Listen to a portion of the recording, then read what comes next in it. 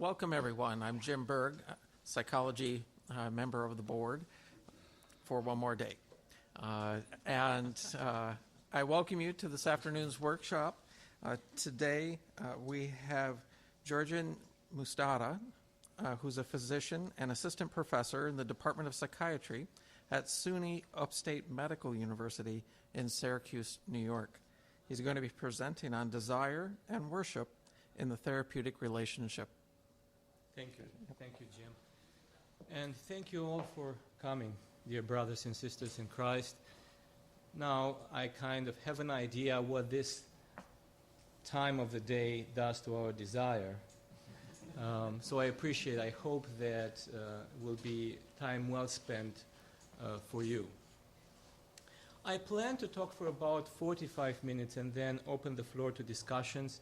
The first part will be a rather theoretical presentation that would lead up to a case, and then a brief comment after the case. So, I believe I should start by introducing what I mean by desire. And I hope you will accept this homemade definition, my working definition, like as a relentless longing at our core that cannot be directly known. I would call it mysterious. And I believe then when St. Paisius of Mount Athos said in one of his interviews, this is a quote from memory, man is obliged to know his desire. He's referring to this deep desire. Of course, there's a tension in this, and I will leave us with this tension while I move to something that we probably can know better, and that is the therapeutic desire. That is the very desire that brought us to our helping professions, and I believe here with each other. And we carry it with us wherever we're going, especially our therapeutic encounters, I believe. Now, of course, there is a conscious part of it, and if the Office of Mental Health comes and asks me to do a treatment plan, what I desire for my patients, I can give them more bullets than they want, but that's not what I really want to focus on. I would rather look at the shadow part, that is the therapeutic desire, and first, the negative part of it. And here are some examples. For instance, the savior complex that some of us carry. Psychoanalysts may call it omnipotence of responsibility. It's us who take the responsibility of things happening. It's on us. Or to counteract a harsh internal judge who's demanding for us good things. And when we stop giving, we will feel persecuted. So patients need to get better to satisfy this internal judge. Or let's think about therapeutic masochism. When we take it from the patient with the idea that that's what they need, they never had it before, and in order for them to have a corrective emotional experience, we let them give it to us, but at the same time, we may actually unconsciously atone for the way we tortured our parents when we were growing up. And finally, here I will mention the unconscious alliances or negative pacts that occur in couples, including, often unfortunately, therapeutic couples, where both the therapist and the patient unconsciously conspire somehow to keep out of conversation of awareness problematic issues for both. And we know that when that happens, there are negative consequences. Therapeutic stalemate, conflicting agendas and enactments, burnout, discouragement, ending with abandoning or punishing the patient. So I was about to say, hey, let's think about it, and I realized I forgot, so I am shaped by my psychoanalytic thinking about the positive unconscious therapeutic desire that is also there probably. That is the genuine desire to help, to do good, to love, the desire for spiritual koinonia, that goes deeper than we are aware of. So, now that we put this on the table, how do we answer the question, compliance or resistance?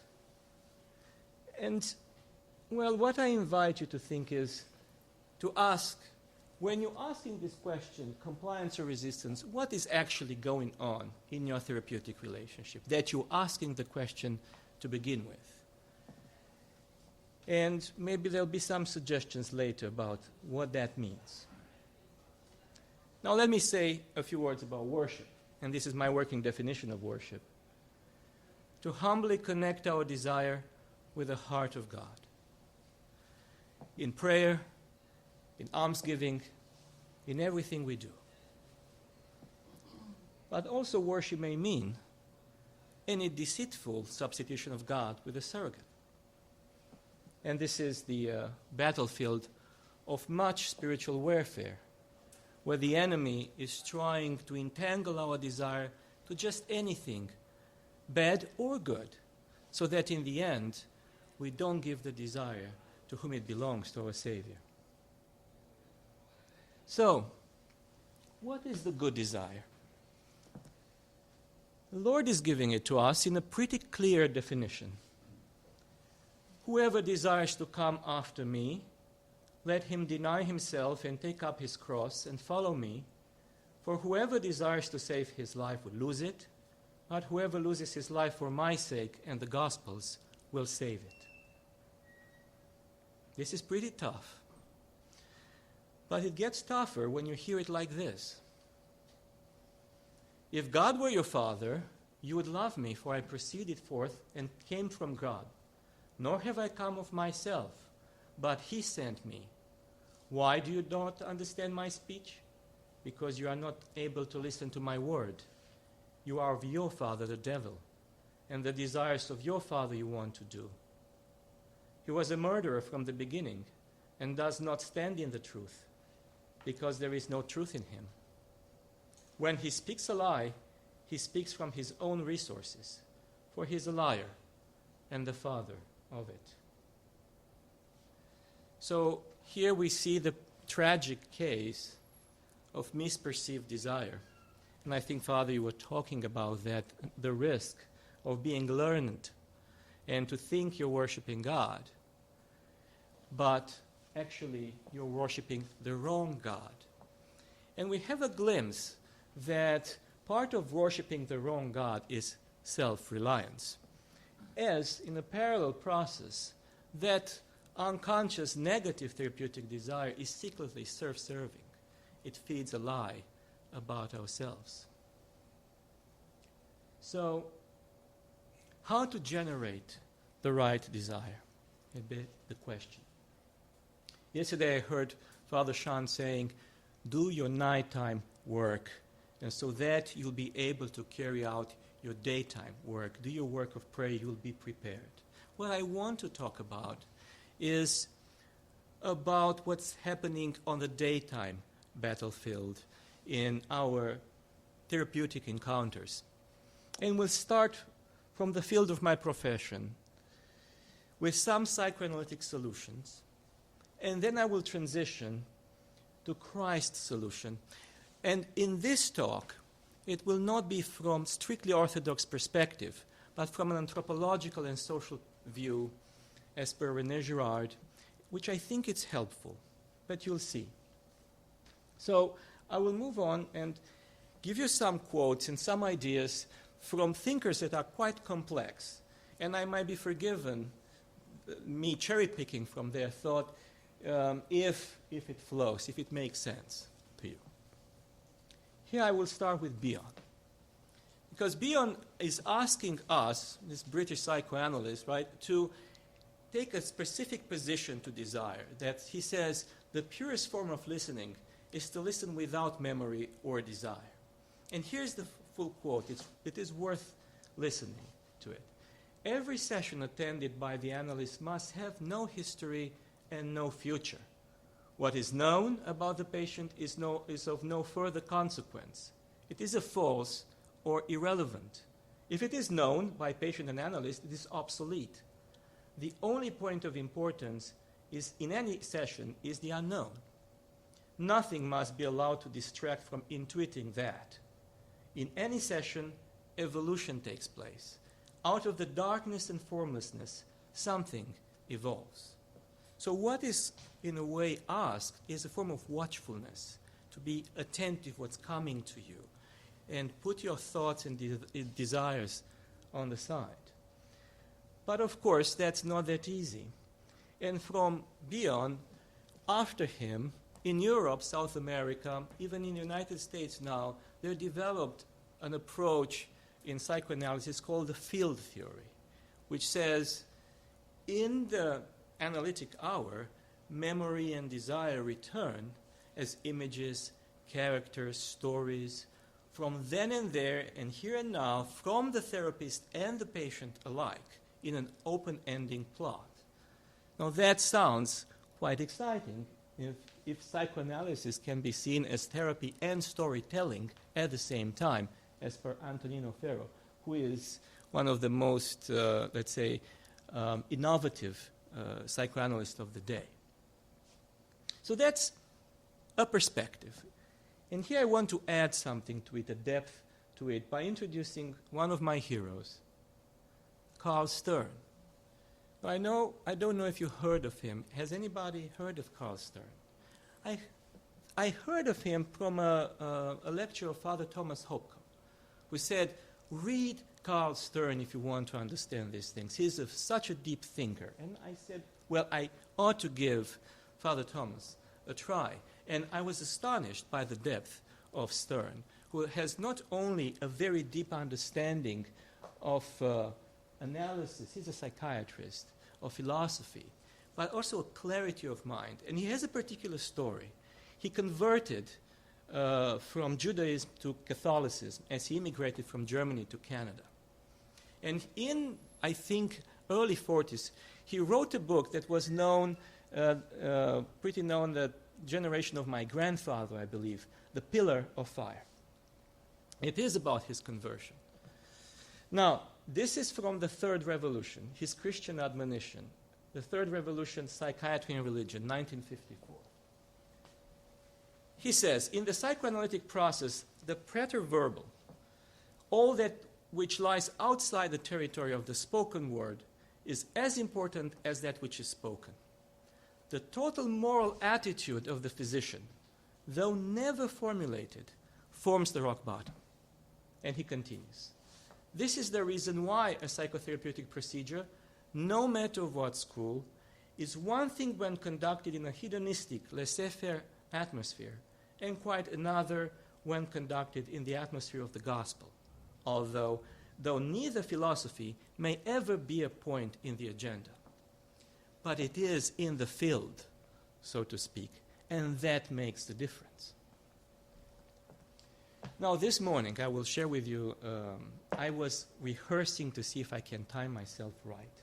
And I realized I wanted to say too much and didn't know what to cut out. And then I did the unthinkable. I cut out Jacques Lacan, on which I actually based this talk, because he is the psychoanalyst of desire. So in Lacanian terms, I created a lack at the core of my presentation. For Lacan, desire stems from a lack. I don't know how it's going to pan out, but I will jump ahead to two of Lacan's students. Has anybody heard about Françoise Davon and Jean-Marc Gaultier? They were a couple. Unfortunately, they are a couple, I believe. He died a few years ago. And in 2004, they produced this book. They published for the American audience, History Beyond Trauma. This is a book way before its age. It is a book about the transgenerational transmission of trauma that has as a motto a quote from Wittgenstein, whereof one cannot speak, thereof one cannot stay silent. That is to say, whatever is traumatic, and when they talk about history, here they talk about the great history on the European continent, the wars, the deportation, the Holocaust, everything.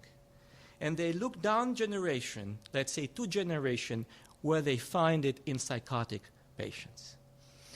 And they say, well, whatever could not be spoken was buried. It's that was transmitted down in generation. And now somebody's charged with it and has no context and no other to talk about it. And they are in this mad attempt to represent what's going on. What then the analyst has to do is to go and speak from his or her own death zone, so to speak. Which is to say, if the patient is in room with you, you have it in yourself, that place where you have to go to connect. And I thought you'd like to get a break of 1.5 minutes from me and hear actually Françoise Davoine talking herself about this.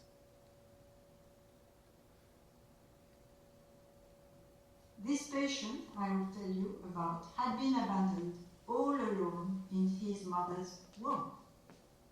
And I realized recently that me too. I was in the womb of my mother when she was imprisoned by the Germans. So I think she didn't care very much about what she had in her womb. She was fighting with death every day. But I didn't think about that. It was normal. The question was, how to join this patient in his utter solitude, where there is no witness, no doubt, no possible dialogue even with oneself. I quote here the psychoanalyst Dorilla. Somebody will... Oh, you are the one. Okay. He was in our seminar a month ago. We like him very much. He's the founder at Yale of the video testimonies of the Holocaust in the 80s, not only for survivors, but for the next generations. And his point is to show how a therapist may rise to the occasion and join his patient in the death zone transmitted to him at one condition, that he talks from his own experience. About the disclosure, the patient always said, "Who are you?" And we have to answer. Like Tristan, Okay. this patient...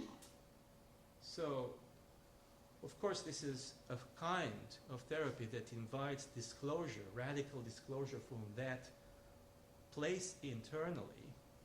But I will ask you, who wants to go there? Well, we are driven by our patients there.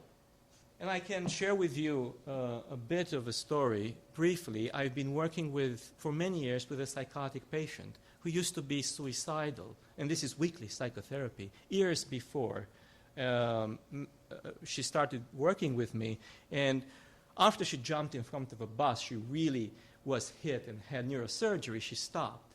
But more recently, she attempted to kill herself 3 times while she was working with me, to an overdose. You can imagine in what kind of state of mind I was.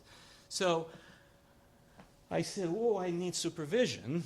And while I was listening to what the supervisor was telling, and he was familiar, we had studied together this book, he was pointing to what I had to do internally to get to the place where I could help her. Yes. Just to comment on that, that isn't really a quote of Wittgenstein. What they've done is reversed it. His statement is, whereof one cannot speak, one must remain silent. And they've adapted this to trauma to take it and say you cannot remain silent. So that was from his logical Tractatus Yes. At the end of his discussion of language, but they have reformatted this for this. So it's an important distinction because it actually fits with what Pat Conroy says, which is the only story that kills is the untold story. Yes. So they're picking up on this Right. and using it in a different way. Well, thank you for this clarification, especially because Wittgenstein in the Tractatus is about what it cannot be spoken. Yes. Yes.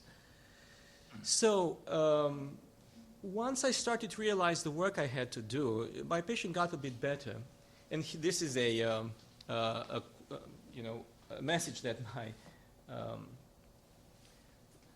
supervisor sent me, he said, this is a very interesting case because when we're at the edge of a transition in our theory and technique, this class of difficult patient forces us to examine ourselves in the most profound and important ways.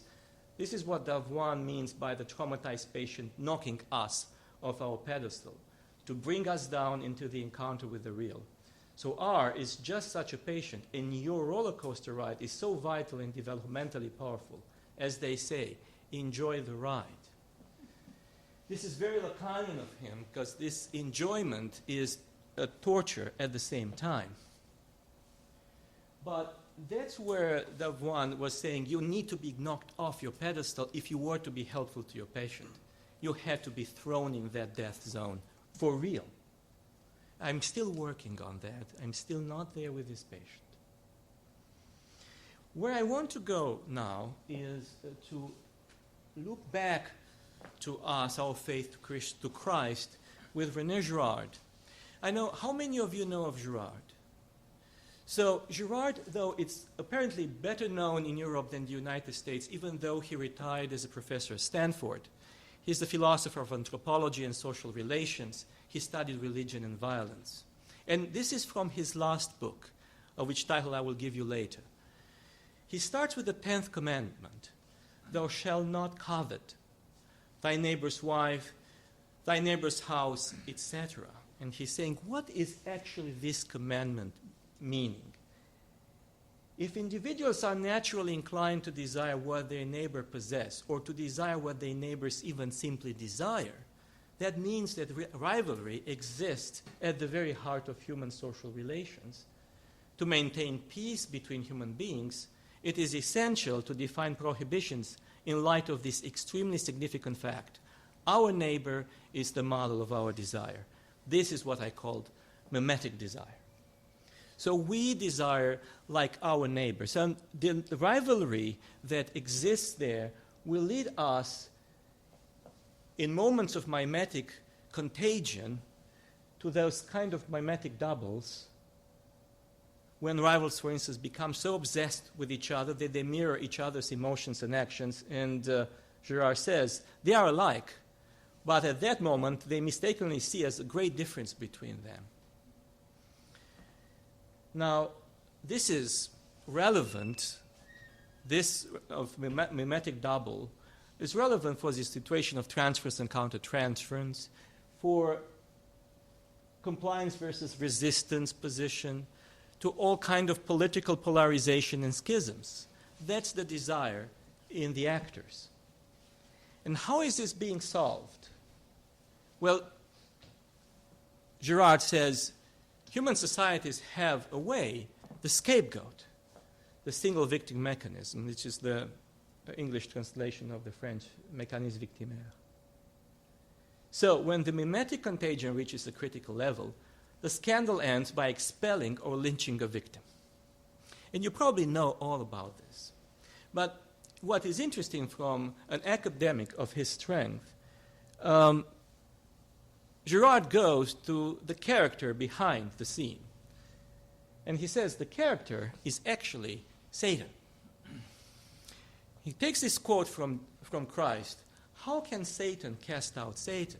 If a kingdom is divided against itself, that kingdom cannot stand. And if a house is divided against itself, that house cannot stand.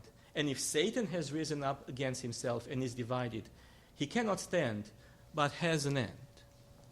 Now, I got this to mean that Christ is saying that cannot be true about Satan. And Girard says, Christ is asking people, think about what it means that Satan casts out Satan, because Satan does exactly is this what he's doing. And that's why he has an end as well. So he's forcing them to think. And Girard continues. Satan, and this is the book, his last book, 1999, I See Satan Fall Like Lightning. Satan sows the scandals and reaps the whirlwind of mimetic crisis. It is his opportunity to show what he is capable of doing. The great crises lead us to the true mystery of Satan, to his astonishing power. which is that of expelling himself and bringing order back to human communities. Now, let's think a minute what that means. This blew my mind off, as a matter of fact, because of the implications. So, Satan, as both agent of disorder and agent of order, he fans the flames of mimetic desire, and to prevent total destruction, he casts himself out of the situation and reestablishes peace, this kind of worldly pax satanica. And let us think what Christ's desire is like. Desire says, I'm not doing my will, I'm not doing my desire, I'm doing the desire of my Father. You are of your fathers, you're doing the desire of Satan, he does his own. Now, it was a time when Satan was the brightest angel, and he had a desire like Christ's. And then out of envy, he fell upon himself. And that was his great fall. And from that point on, Satan has a divided desire. He is in conflict with himself. He has internally his seed of destruction. And I believe he's projecting that on us. And he creates a sort of balance with us, this kind of unconscious pact we are not even aware of most of the time, when he is the peacemaking guy. Now remember this encounter between Peter and Christ. Then Peter took him aside and began to rebuke him, saying, "Far be it from you, Lord, this shall not happen to you." You know, you can even identify with Peter here. He's a good guy. He doesn't want something bad to happen to the Lord. He's like a good, benevolent, and ignorant therapist. And here's the answer. But he turned aside and said to Peter, "Get behind me, Satan. You are an offense to me, for you are not mindful of the things of God, but the things of man." That's a shock, right? And what is actually meaning? Peter is saying to the Lord, Jesus, why don't you desire like me? Forget the way you're desiring. Desire more like me. He's not aware of what he's doing, right? But later on, we also shall remember how when, after Peter was lost to his mimetic contagion, Christ reinstates him and says, "Peter, son of Jonas, do you love me more than this?" "I love you, Lord. Feed my sheep." That's when Christ says the third time that to him, Peter felt sad. This is what John said. I think Peter felt shame at that moment. He saw himself in front of the Lord. He said, "Lord, you know that I love you. Feed my sheep." And then Christ tells him, when you were young, you did what you wanted. You did your own desire. Little did you know what that means. When you're going to be older, you don't understand now. You're going to follow in my footsteps. He is instated back in Christ's desire. So for us, I think, the triumph of the cross is that Christ enters exactly through the devil's trap. He takes the defeat, he takes the shame, he takes the death and subverts them. And if we were to imitate his and to have the right therapeutic desire, is to bear also our little shame of personal failure with him. And I hope you'll forgive me for this horrendous sentence that follows. Imitating Christ's desire deconstructs, how do you like the term, the negative unconscious therapeutic desire. That's what we need. So, I hope we'll talk more, but I want to give you now a case that will illustrate some of these points. And I will, for interest of time, I will read it. So, Jennifer Logan was in her late 40s when she came to my office. A formerly successful academic researcher, She had not been able to find employment after a series of clashes with her principal investigators, which sounded like exploitive, sadistic enactments. She was overwhelmed and struggling with a hostile, dependent boyfriend. Jenny grew up in a well-educated and well-off family, but also with two textbook traumatic narcissistic parents. Her mother exalted her one moment and whimsically and viciously attacked her the next. She offered Jenny the taste of good life and high education and treated her attempts to be her own person with annihilating wrath and guilt-tripping. Father was portrayed as a man of high integrity, intelligence, and creativity, who adored her, yet he was also a berserker who almost killed Jenny by strangulation a few times. At times, he could be as psychologically cruel as her mother. Jenny was quite attractive and intimidating, with her sharp interventions, verging on nitpicking, and her academic credentials going back to her college years at Amherst and continuing in different well-known universities. I often felt rather simple-minded in her presence, with chopped sentences and unfinished thoughts coming out of my mouth. Old and new, whether about relations, health crisis, authority figures, home and contractors, health, ill or dying pets, the stories filled the therapy hour to the brim, anger and hopelessness being often the dominant affects, a suffocating experience. There was little for me to say and little room for it, but to say something I quite intensely wanted to. She said I didn't have almost anything useful to say. As pressure started mounting, with Jenny's money running low and her health deteriorating, physical and mental incapacity, loss of financial and human support, and the desperate prospect of suicide all came in view. My sense of witnessing a train wreck in slow motion with almost no power to intervene became oppressive. Each time I tried to break the wall, forcefully passing across a helpful thought or perspective, I only produced hurt and despair. After several breaks and repairs, Jenny told me she was done. There was too much going on in her life to afford being with me in therapy, where our enactments wasted the energy she needed in order to survive. She wanted to switch to monthly medication management, as she could not afford to lose me completely.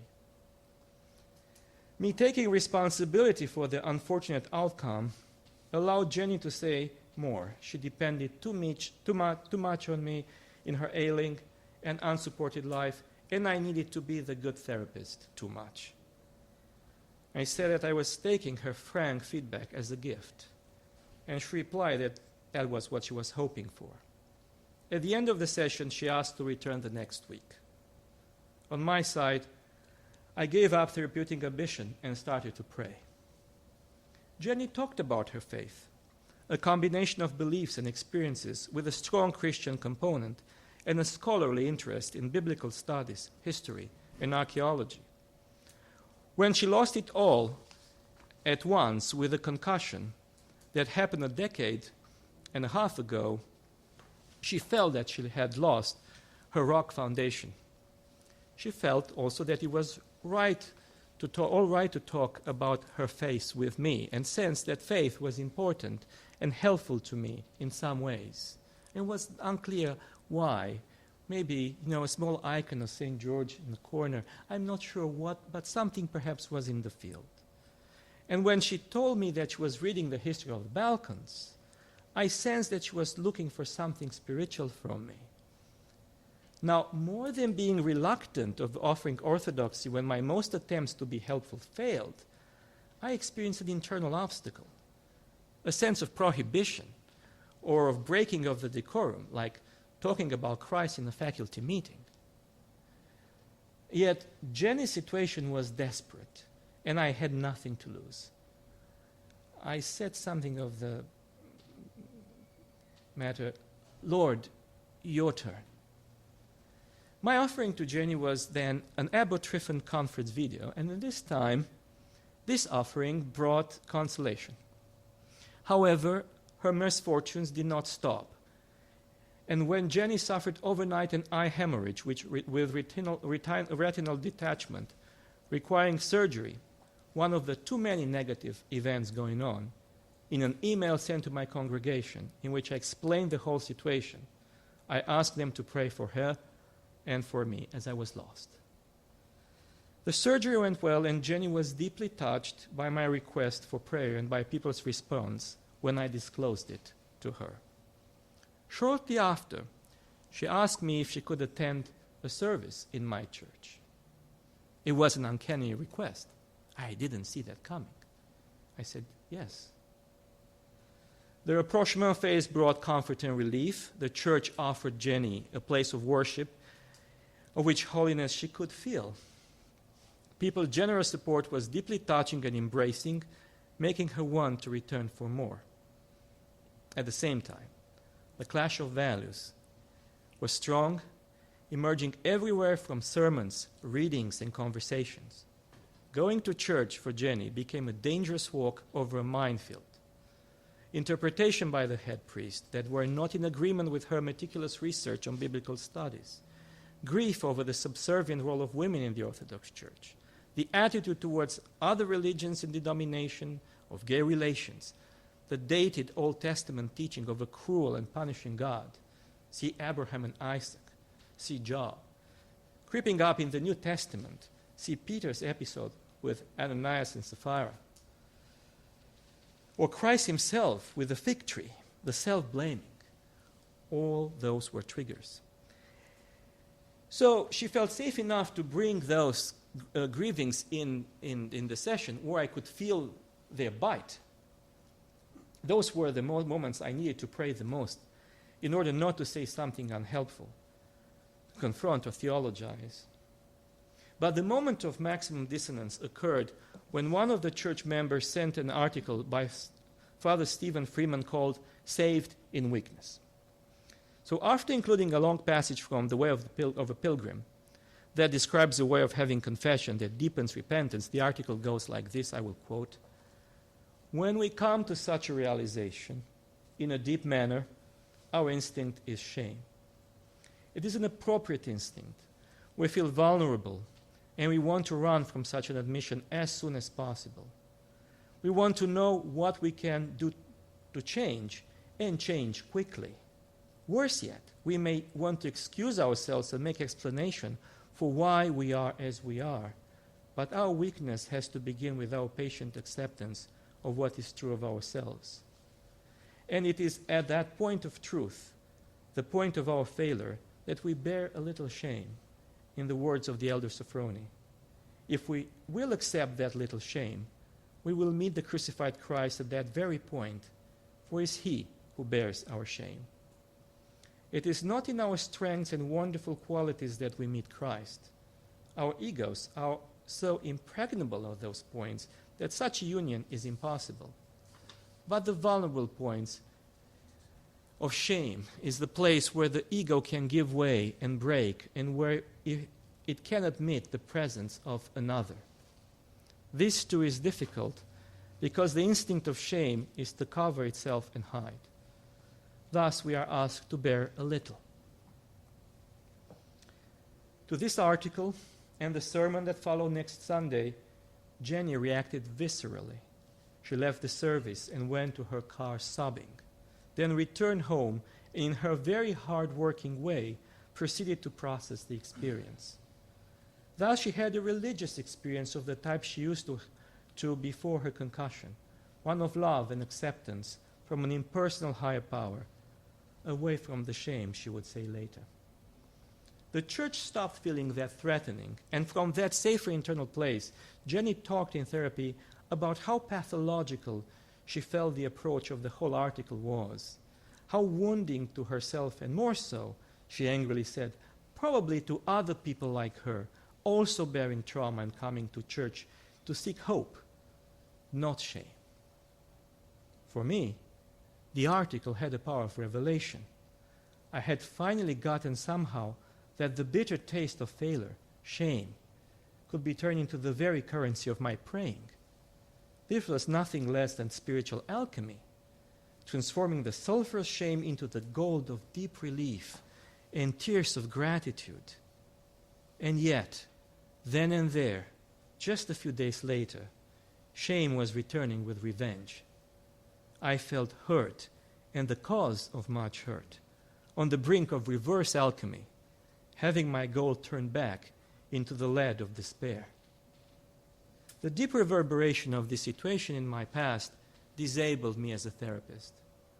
I don't remember when I prayed, but I remember eventually saying to Jenny, I don't think this is primarily a matter of shame, but a matter of trust. Trust in the one to whom you give your shame. She was stunned.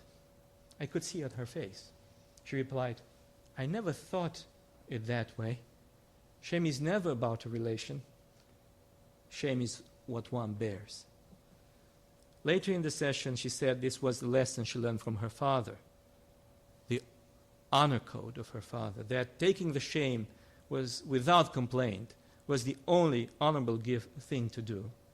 Giving her shame to Christ would entail a rebuttal of her father's ethics. But Jenny returned to church.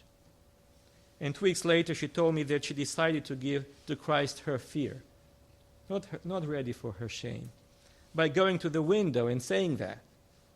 Shortly after, she received an embracing breeze. It might have been a coincidence, my scientific mind would say, but it certainly did not feel that way. And for a few days, the existential panic went away. And the story goes on. And initially, I thought about writing of some sort of interpretation, like a psychoanalytic case presentation, when I realized, no, that will be a monologue. Whereas I want to open up to a trialogue, bringing it here. And it's enough for me to know that I'm bringing this here, to know that it will be changed somehow, like in quantum physics. The phenomena being observed by the very fact of observation are changed. But I believe that there has been something mimetic in our stories, our emotions and our desires. Mimetic desire broke down together with the self-reliance at the moment of desperate cry. Lord, I cannot do this anymore. I don't know what to do. Please help. You have come to me in the person of our brother who is in deep need, and I have nothing to give you. I'm locked in behind the walls of my heart and cannot reach you. Come and bring this wall down. Now I believe that all our patients carry, unbeknownst to them, the gift of repentance. As Christ, by showing the weakness in ourselves, in the very encounter with them, is also able to give us the strength to overcome this weakness and walk towards Him. So maybe there may be no better place for us for metanoia than in this upper room of the encounter with our patients, a place of mutual revelation where Christ, unbeknownst to us, comes to transform the flesh and blood of suffering into the bread and wine of communion. And I want to end with a prayer. I was reminded of this prayer one morning, received as a text, and I said, I knew it. I just translated it in English a few years ago. And then I realized the Father Sin himself was sending this prayer somehow, saying, you know that I can help you again. We've had a long history. So I will read it for you. O Lord, who come unbeknownst among people, have mercy upon us, for we stumble into darkness. Our passions have soiled our mind's eye. Forgetfulness hardened inside us like a wall, turning our hearts into stone, and all together have built the prison where we keep you hungry, ill, and without clothing, without wasting the days of our lives humiliated and run into the ground. O Lord, who come unbeknownst among people, have mercy upon us, set the prison on fire. Kindle the flame of love in our hearts, burn the thorns of our passions, and enlighten our souls. Thank you.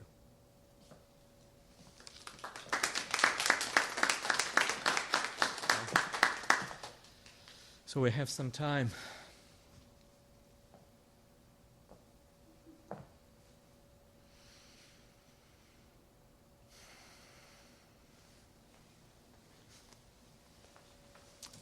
Would you go back to the slide before? This? Yes. So, in relation to the mimetic desire, I'm assuming that's why you're using the word imitating. Yes.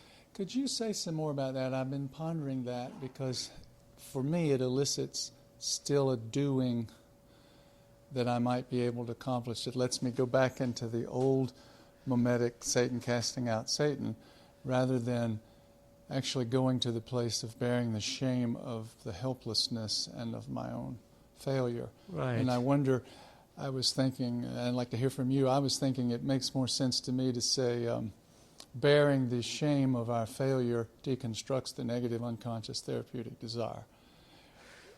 Probably. I mean, that's a bit of a failure of mine to have thought this through, so thank you for this insight. You would agree? I would, Yeah. absolutely. I mean, what's imitating Christ's desire? I think that in our night work, after a while, we'll feel that we don't want to stop praying. And if that's happening, and sometimes it's happening to me, it means that something is going on and has changed perhaps inside me. It might not be there in the morning.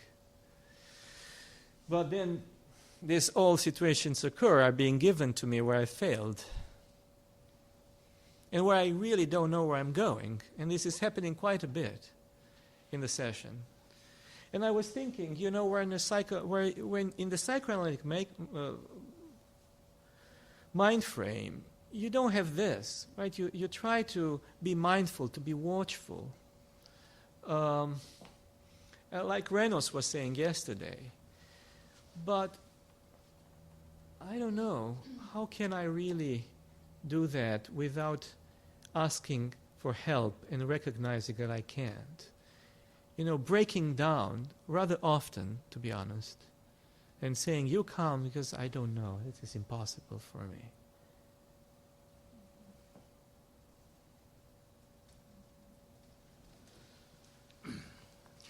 I just want to say thank you for pointing the focus towards what an asset our helplessness can really be to our faith, and bringing us right to the door of our hearts has been spoken of quite a bit this weekend.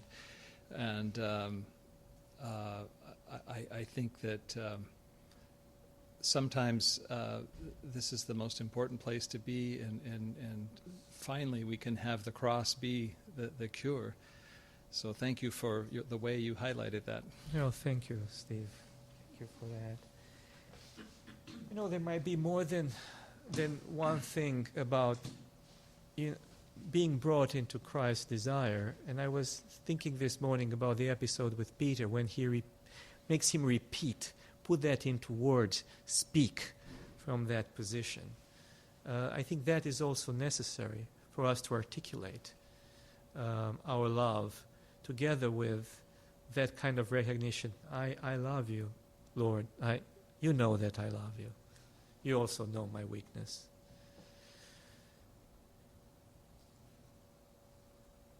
Yes.